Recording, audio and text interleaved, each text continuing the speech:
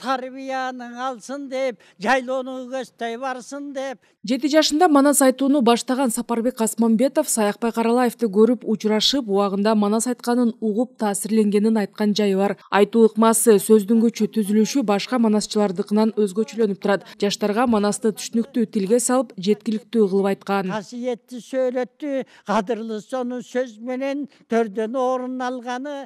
Агай менен мен 1987 жылы таанышкам алгач. Анда балыкчы шаарында турчу, анан кийин ал убакта баягы чөнтөк телефон жок. Аны издеп барып үйүнө килейген чамадан болчу. Асынып алып барып, анан таң атканча үйүндө отуруп Манасын жаздырдым эле да. Ошол күндөн баштап Сапарбек агай менен эр шаркак баягы жакшы мамиледе болуп жүрдүк. Кийин Бишкекке келишкенде бул киши менен дагы тыгыз байланышта болдук.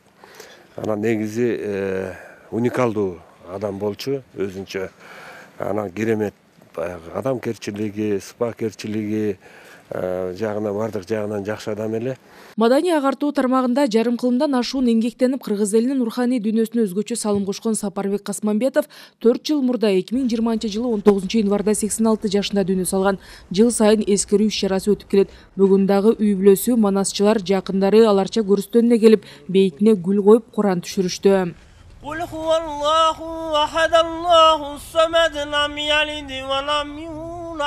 Сапарбек Касмамбетов манасчылык жана төкмөчүлүктү өнүктүрүүгө жеке салымын кошкон. 7 күндүк Манас айтуу сыяктуу иш-чараларда өзү башында турган. Кандайдыр бир манасчылардын ичинде бир жагдайлар болгондо устат катары уңгулуу, калыс сөзүн айтып жүргөн залкар манасчы болгон.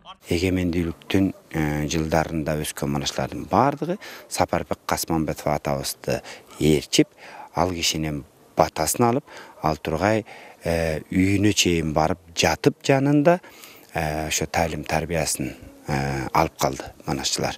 Мунун өзү биз үчүн бир өзгөчө көнөрбөс казына десек болот. Анткени бул киши өзүнүн вариантын жараткан. Ал тургай Манас эпосунун ичинде билерик, эр кошой өңдүү өзүнчө дагы бир эпикалык чоң баяндарды иштеп чыккан. Кол жазмалар фондуна өзүнүн вариантын тапшырган бирден бир залкар манасчылардын бири. Залкар жазуучунун жубайы Асангүл Абдыгулова эмгек сиңирген мугалим, акын, драматург. Өмүр бою маданиятка кызмат кылып жүрүп, 5 уул, 1 кызды тарбиялап өстүрүшкөн. Балдарына татыктуу тарбиясын берип, камкор ата болгон. Атамдын өткөнүнө 4 жыл болуп калды. Быйыл 90 жылдыгы 1920-жылы киши кайтып болду. Жыл сайын ушул балдары ушунун баары үйгө келип жүрүшчү эле.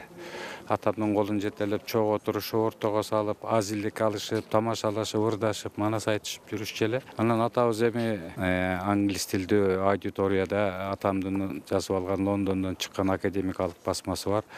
Анан кийин бул киши эр кошойду жазды, андан кийин билерикти жазды, анан жар манасты жазды. Ошентип эпосту улантты. Ошо жазган китептеринин башкы редактору болуп, Раматтылык залкар жазуучу Чыңгыз Айтматов сыймыктануу менен айтып, ушу бизде дагы Кудайга шүгүр колубуз, уучубуз кур эмес экен, эпос жазган кишилерибиз бар экен деп кириш сөзүндө жазып эр кошой деген китебине. Эми өмүрүнүн акыркы кездеринде ошол көбүрөөк Манаска көңүл бурду.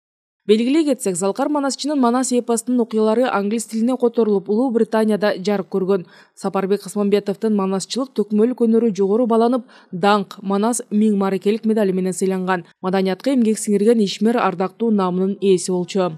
Алмамбетти көргөндө таң калышып. Рахат Жаныбекова, Умар Малашев, Ала Тоо 24.